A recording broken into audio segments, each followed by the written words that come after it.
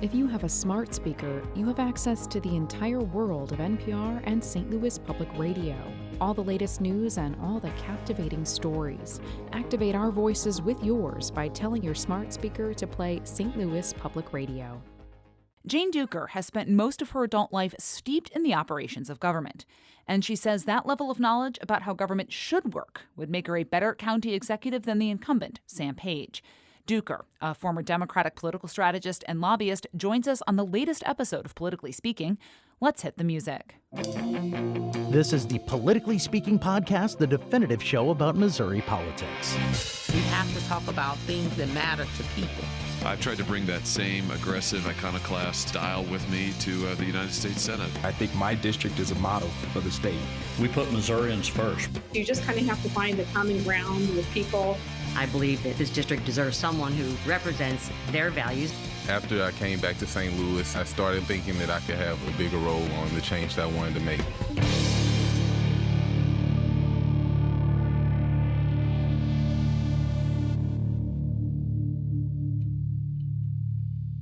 And welcome to Politically Speaking. I'm your host, Rachel Lippman. Joining me in studio today is my co-host, Jason Rosenbaum. And also with us today is a Democratic candidate for county executive, Jane Dueker. And Jane, if you have been following politics for a while, people recognize your name mostly as a campaign strategist, advisor, etc. You've made the switch now from strategist operative to candidate. Why make that switch? Well, it's interesting because I'm not sure I ever thought that I would. And but I've been watching. I was born and raised in St. Louis County my whole life. And my whole family's here. My parents were raised here.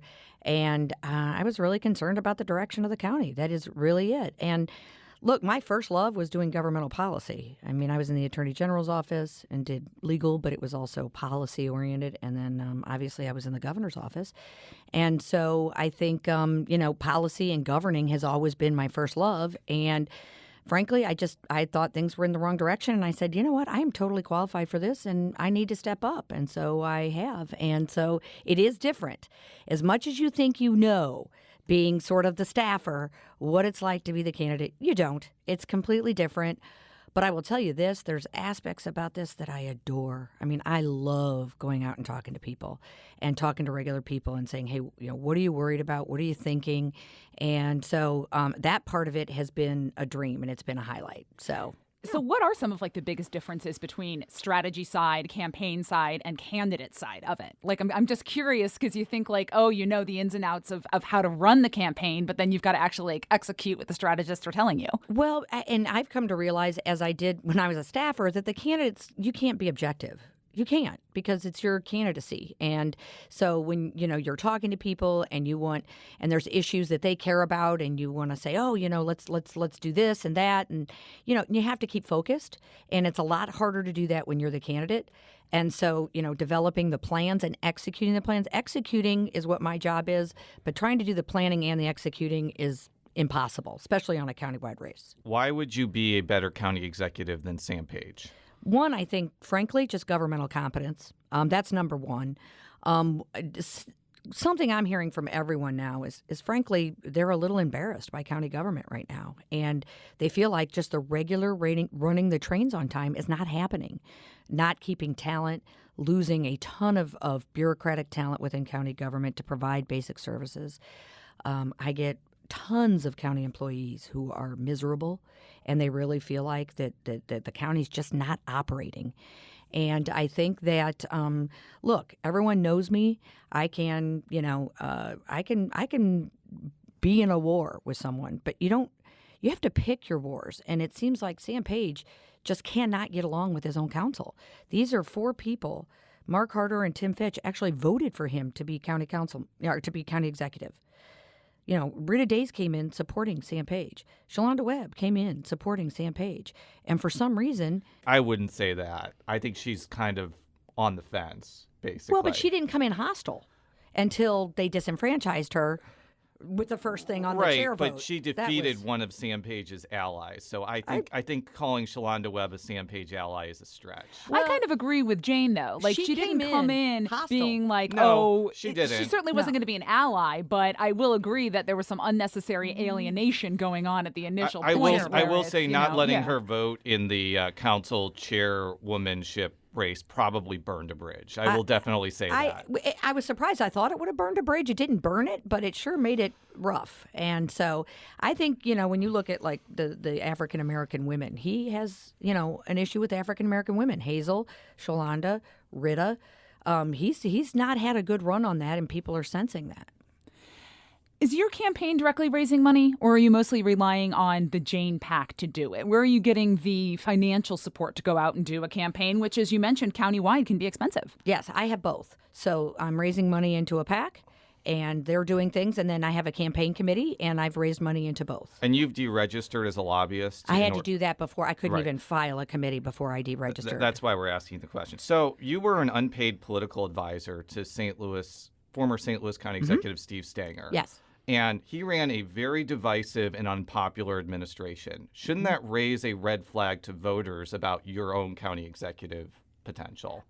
Being an unpaid campaign volunteer is not, I think there's a difference between volunteer, though, and strategy advising. I would say for the first 3 years, we didn't even talk. So, to say that I, was a part of the administration is false. And what's interesting is, Sam Page voted with Steve Stenger 99% of the time. Steve Stenger raised all the money to make Sam Page the county councilman.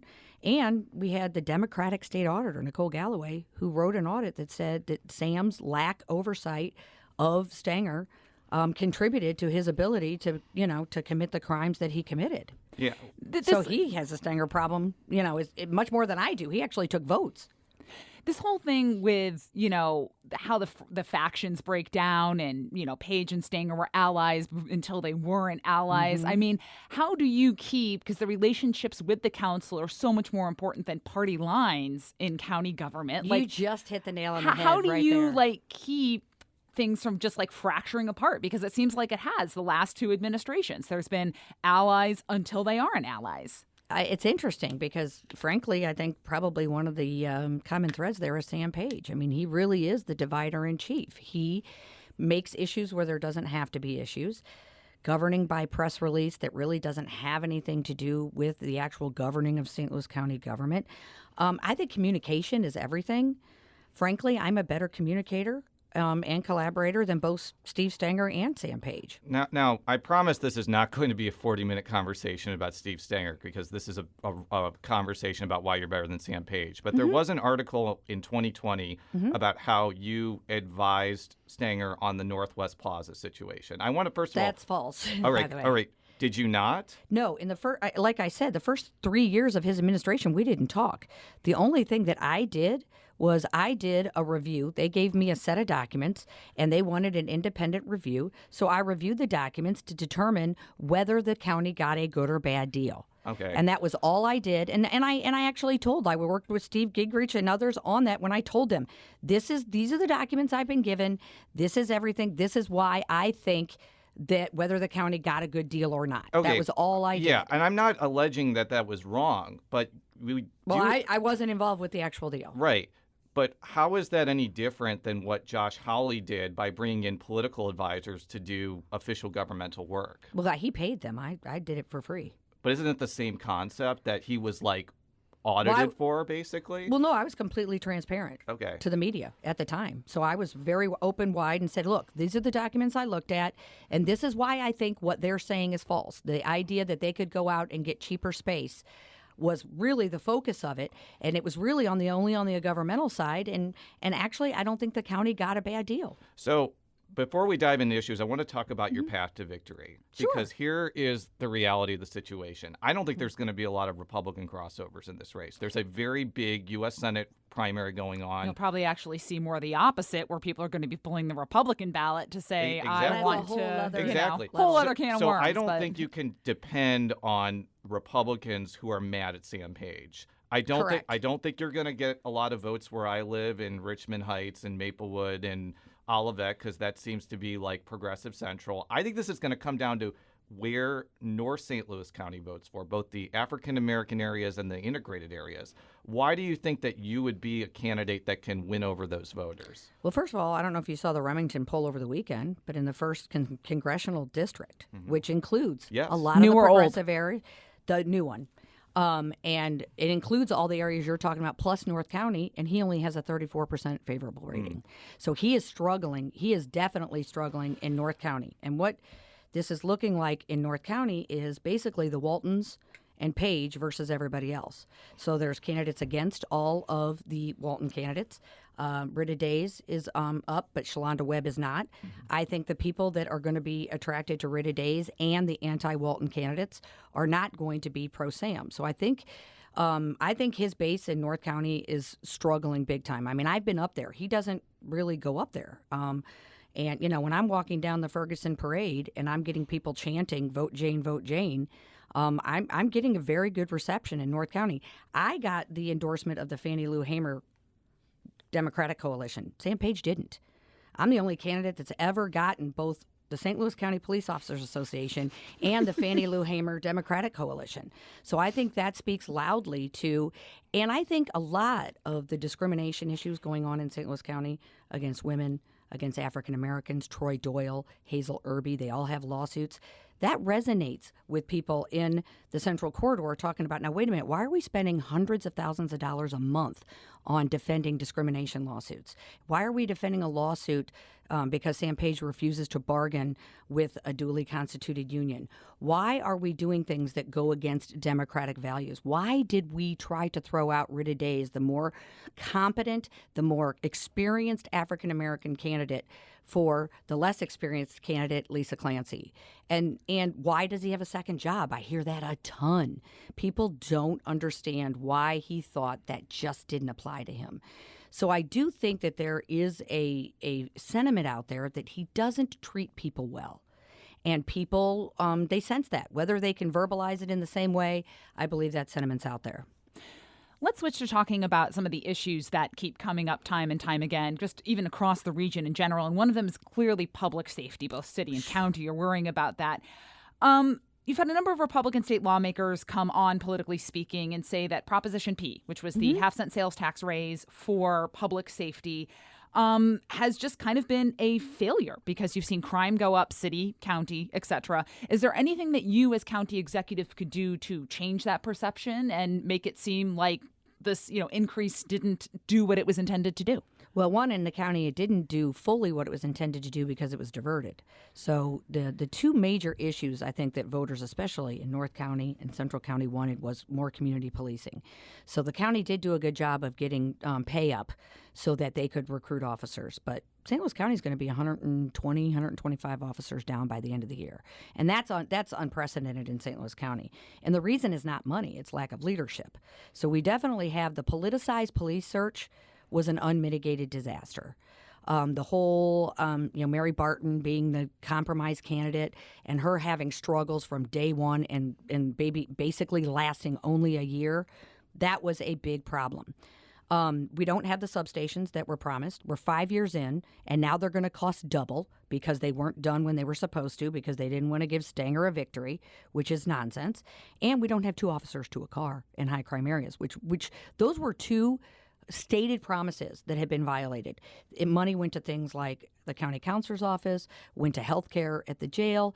I mean, look, I get that you can make a cause for public safety for just about anything.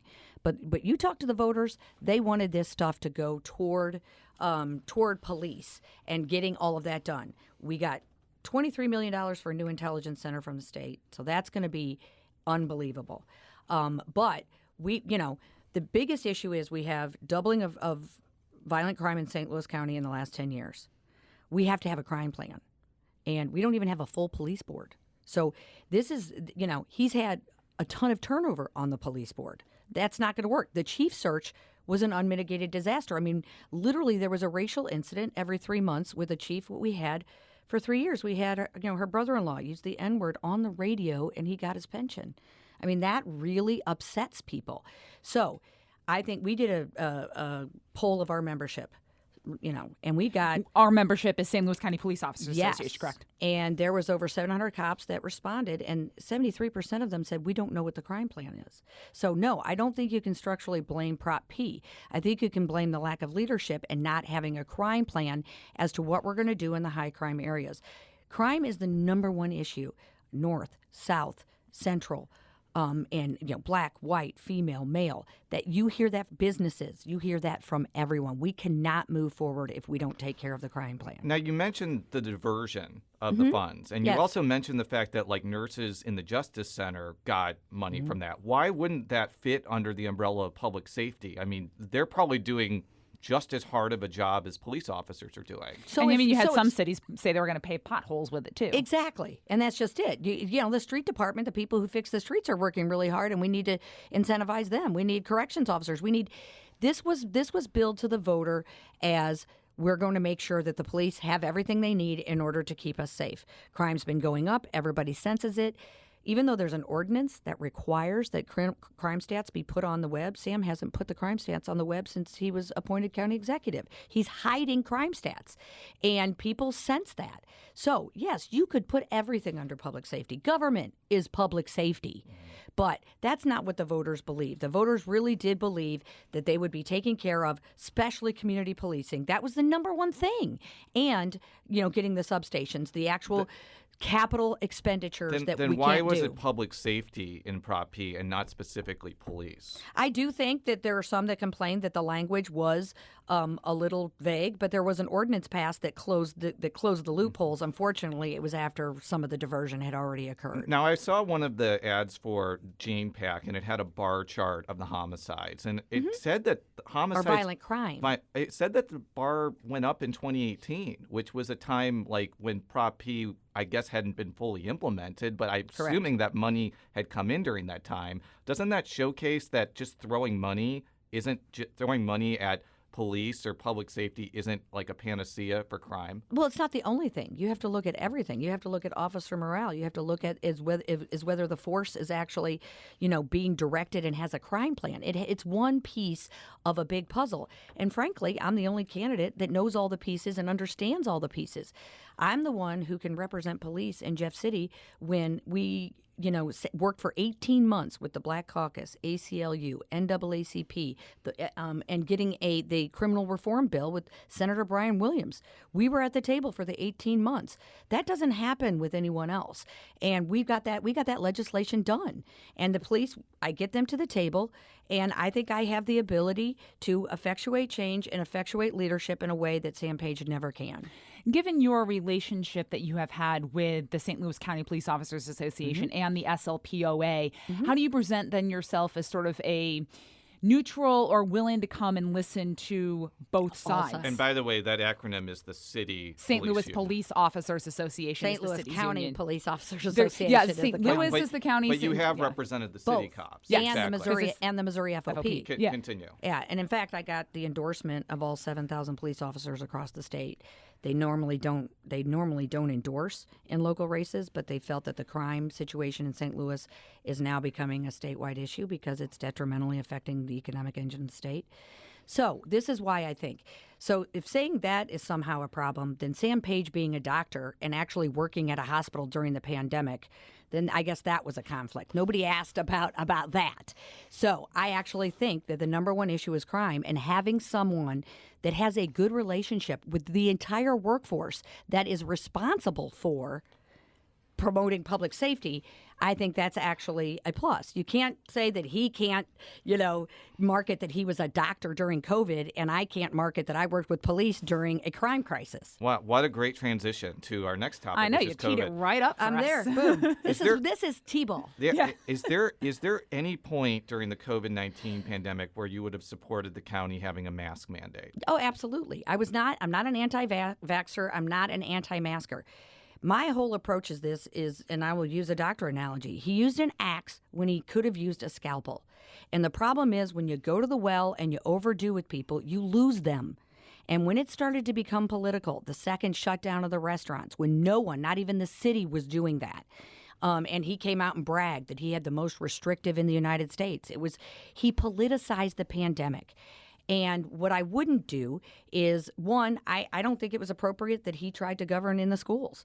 That is not the county's job. The county's job is to not tell the schools what to do. They have their own power, they had their own ability, and they should have done that. He can advise, he can do whatever, but I thought that was inappropriate. So you would have supported a mask mandate maybe in like 2020 when there was no vaccine, but you clearly did not support one in 2021. That's not true. I supported what I was upset about, and what everyone should have been upset about is he refused to follow the law. Mm-hmm.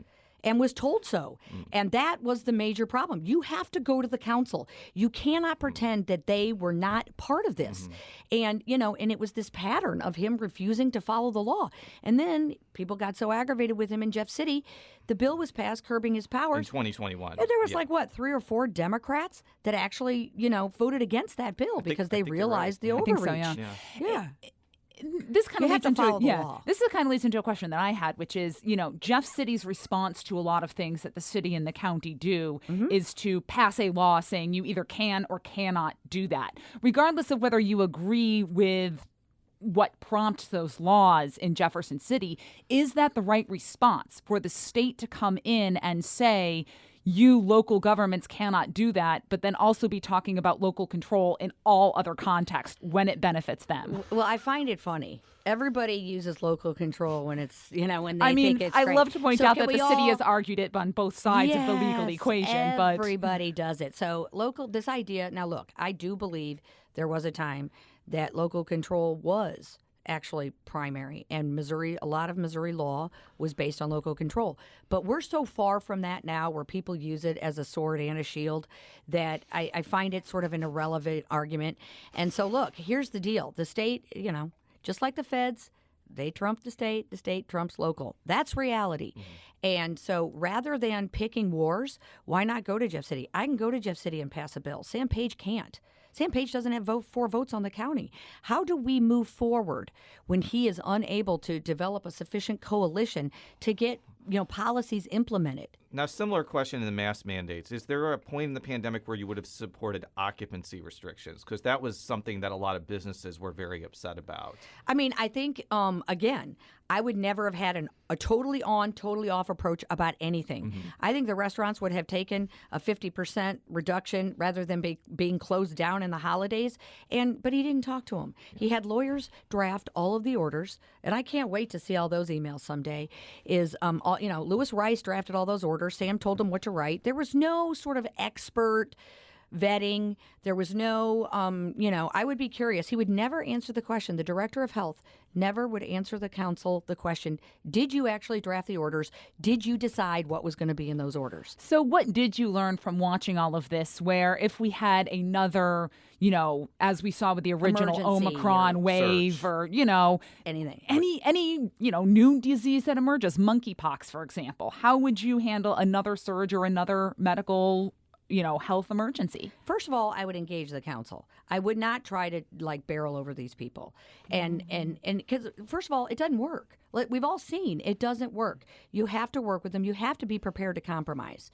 And, I hate to say it, but, there are good things about being a doctor in a pandemic, but there's also bad things, because it was his way or the highway. There was people would come to him with legitimate concerns on some of these orders. I mean, these orders were 70 pages. The city orders would be like 2 pages. They had a health board that actually went online and spoke to people and said, here are the factors. I have to say, Lyda did a better job, because she went to this board.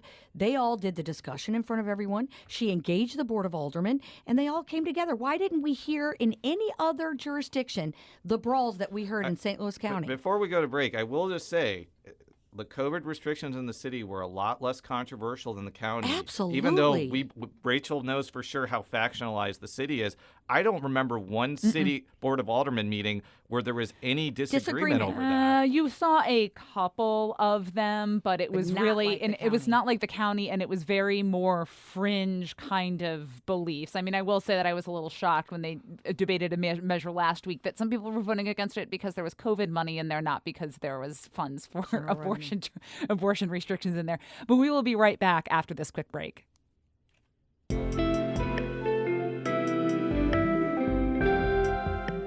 The Gateway brings you the day's news each weekday from around the St. Louis region and the state capitals in Jefferson City. Our schools are accredited.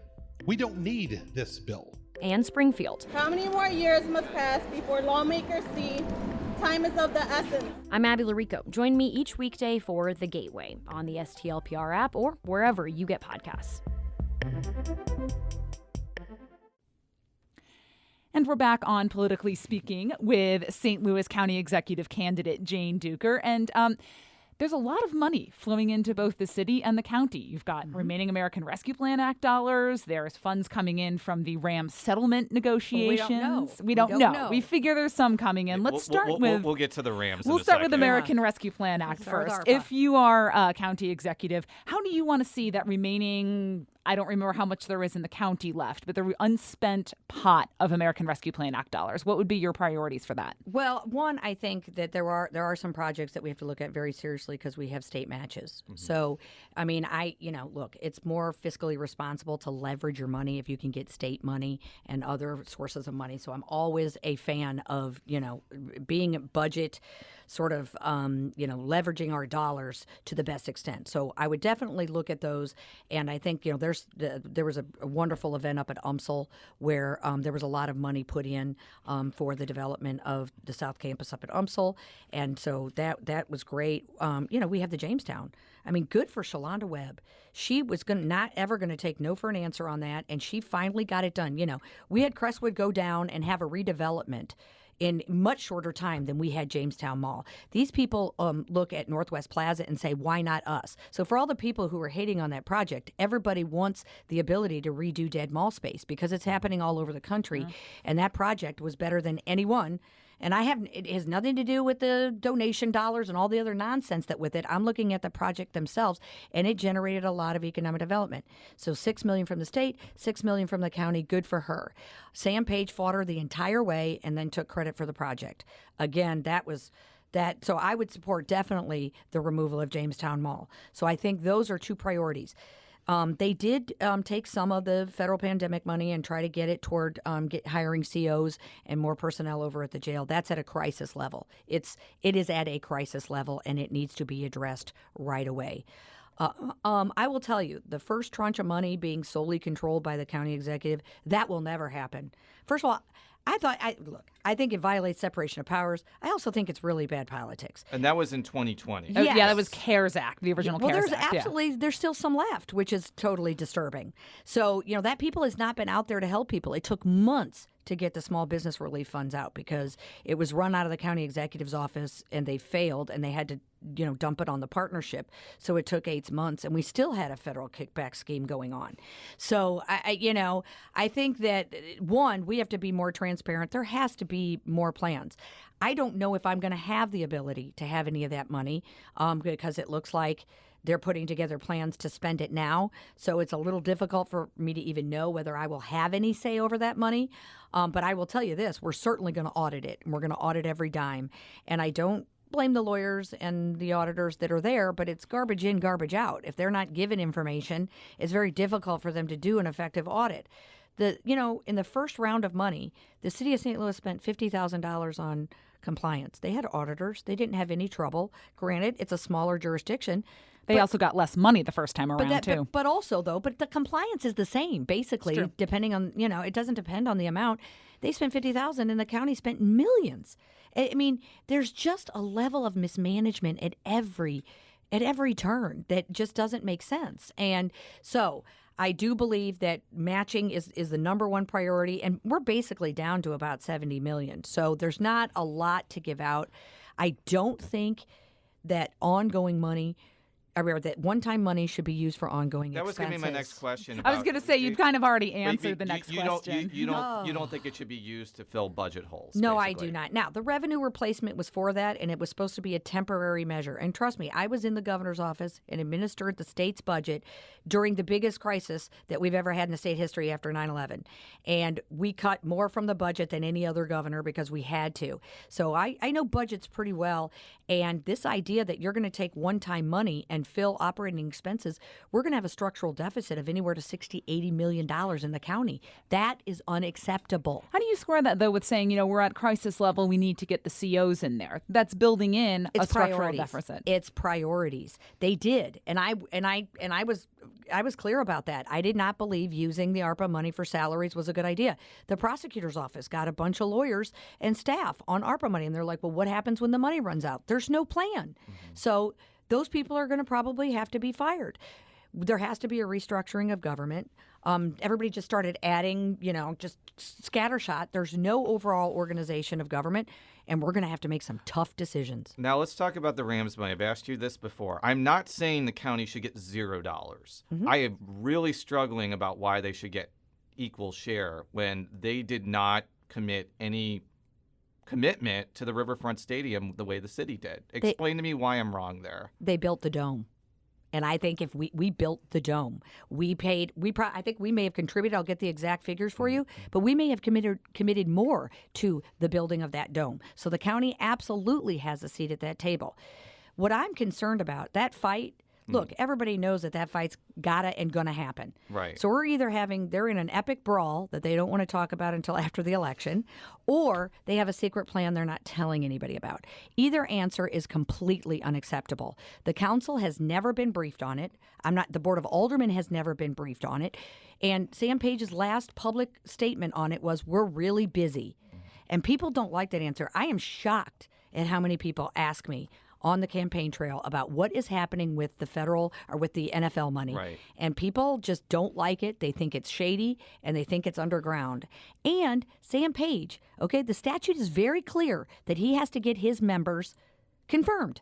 He put up Charlie Dooley. Charlie Dooley got voted down. He nonetheless has him sitting there. He put up Annette Mandel, didn't even bother going to the council. So whatever they do, if either of those votes matter, it's illegal and it's going to get struck down. But again, another example of him not following or believing the law applies. Do you think the county should get an equal share to the city? I don't think it's untenable for them to argue that they should. But you know what? They had a mediator come in from Kansas City, and Sam's representatives and Tishar's representatives didn't participate in the mediation. The board clearly doesn't understand why there is not a discussion going on. So it's in a big holding pattern, and then come to find out the board is the RSA, which owns the owner of the dome. Right, and they've got their share, which is fine. I think they get the money back for the money they put up.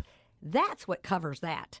That's what the RSA is, the one who put up the money to go for the new dome. They get their money back. That's what that's covered. Whatever amount the county does come out of this settlement with, unrestricted pot of money for the county, however much it is. What should it be used for? What are the priorities that you would have for this pot of money? Well, I would argue, again, we cannot use it for ongoing expenses. It's one-time monies. There's a lot of capital expenditures that need to happen. Like there are roads county roads you can't even travel. There has not been a word about roads in 4 years. Either administration. It's not Infrastructure Week? I mean, it should be. I mean, and so we have some horribly deteriorating infrastructure. So we have a problem with our county government building. I mean, my understanding is we're out of compliance with the federal government, and they're talking about building a new government center, which that's a lot of money. So I will always be focused on one-time money goes to one-time expenses. So if there are big needs that need to happen, transformative needs, we have a lot of good stuff going on in North County, but we can always do more. So I am not going to say this is my actual list. I'm going to say that we need to do it on one-time expenses. Now let's do a lightning round. Lightning round. Do you think that there should be a council manager that would, among other things, make decisions on county contracts? There's been city manager, or not a city manager. You want a city manager form of government, or do you want? I mean, look, I believe that has actually been proposed by Councilman Fitch. That's the reason I'm not just asking this. And it was talked about at the Charter Commission. Yeah, continue. So no, I don't think that's a bad idea. And one of the reasons that I'm running is because I've managed the state, and right now the level of competence it's just unacceptable. So I think people are yearning for people who have experience and actually know how to run a governmental body, a large governmental body. So no, I think you should always move to more manager. I'm okay with that. And I was also okay with nonpartisan voting. And I know a lot of Democrats are uptight about that, but I think this idea that St. Louis County is the hotbed of cultural issues is nonsense, and it's purposely divisive when 99% of the stuff that we do has nothing to do with that. Do you think that... Oh, continue. Do you think county council members should make more than the $20,000 a year they currently make? Yes. I do. I think if you want good county council people, you pay them a little more. I'm not talking about making them rich. I'm not talking about, but I do think they deserve a raise and should get a raise. And to argue that this is, I mean, it is part-time because people have jobs, but it's a lot of work. And it's gotten to be a lot more work lately, which is another problem because of the arguing. County council members now have to spend a lot more time because they don't get information from the, executive branch. So yes, they deserve a raise. Did you support the Better Together plan? I didn't work on it. The only piece that I worked on was the police piece, was whether and negotiating whether if you were going to combine the police departments, what that would look like and what the police officers believed in and what they thought was good policy. So from a police standpoint, there is a path to getting a truly metropolitan police department. And that will not be off the table for me by any means. I think that we do need metropolitan policing. I think people in the county are very concerned that we spend hundreds of millions of dollars in the city, gleefully, for botanical gardens, the zoo, all the amenities that we all love as a region. But part of that bargain is when you go down there that you feel safe. And right now, people do not feel safe going downtown, and we have to address that. Should the city join the county as a municipality? Not a true merger, but the city of St. Louis becomes the 80-whateverth municipality I in the still city. count that as a merger, but we won't get kind into that. of. Merger light. Okay, just as far as the deals, right now, I think that even since Better Together fell apart, both entities are even further weakened. I think taking two weakened parts and trying to put them together is a recipe for disaster. I think both have a lot more to do. I think you can do it. I know I'm getting too close, aren't I? Sorry. I think you can do a lot more to make both entities stronger. I remember when I had this meeting with Jeff Rainford not long after I got out of the governor's office. I mean, that's how long people have been talking about this issue. And I said, I would not try to shove an elephant down a flea's throat. It doesn't work in Missouri. We're kind of a parochial, slow-moving. Democracy is slow. Start on different pieces. And, things like the courts, policing, public safety. There are things that people, I think, could maybe feel like make sense. But the idea that we're just going to boom, I think that was too much for people to take in one swing. Now, what would be some specific things that you would do on an incremental level? Well, I would seriously look at policing because the crime problem now is out of control. There is no consistency in policing and prosecution and anything that makes people safe. And so I feel like that should be the first place to start. The courts can do it on their own without having to go to the people. But no one approached the courts. When you say courts, what level are we talking about here? State courts. Okay. Any specific programs, cooperation efforts currently in place that you would continue but potentially tweak? Oh, the St. Louis Economic Development Partnership needs to be kind of redone. It's really sort of just turned into an administrative arm to give out federal money. That's not what they should be doing. There's been no marketing of the county. There's been no real plans. There's been every project. Most of the projects that the county executive takes credit for are state projects. We need to start over and start marketing again. That needs to be overhauled. I am not a big fan of the Port Authority. I got to tell you, I know they hold property there in order to negotiate, but it just seems to be a hotbed of just shady deals, and so I'm not sure. So maybe we just, we get rid of it and then reconstitute it because it's not really doing its job. It's taking all the gaming money. We're going to be in a budget crisis like day one. I mean, we have a structural deficit in both the city and the county. I mean, we've got some tough decisions that have to be made, and so I think we need somebody who has experience doing that. So, I think that one is the first one I will probably look at as the Economic Development Partnership and policing, both. For all of our stories, you can always pop on over to stlpr.org, including our complete coverage of the upcoming August primary. You can always tag along with me on Twitter. I am at @rlipman. Jason, where can people find your insights? Jay Rosenbaum. And Jane, where can people find you and your campaign on Twitter? Well, I'm on Twitter at Jane Dueker. Dueker. Yes, people tend to get that wrong. But then there's also janeforcountyexecutive.com, and there you can email me directly. I get the emails. So I would love to hear. People have been giving me issues, wanting T-shirts, signs. It's kind of fun. Politically Speaking is a product of St. Louis Public Radio, a service of the University of Missouri St. Louis. Until next time, so long.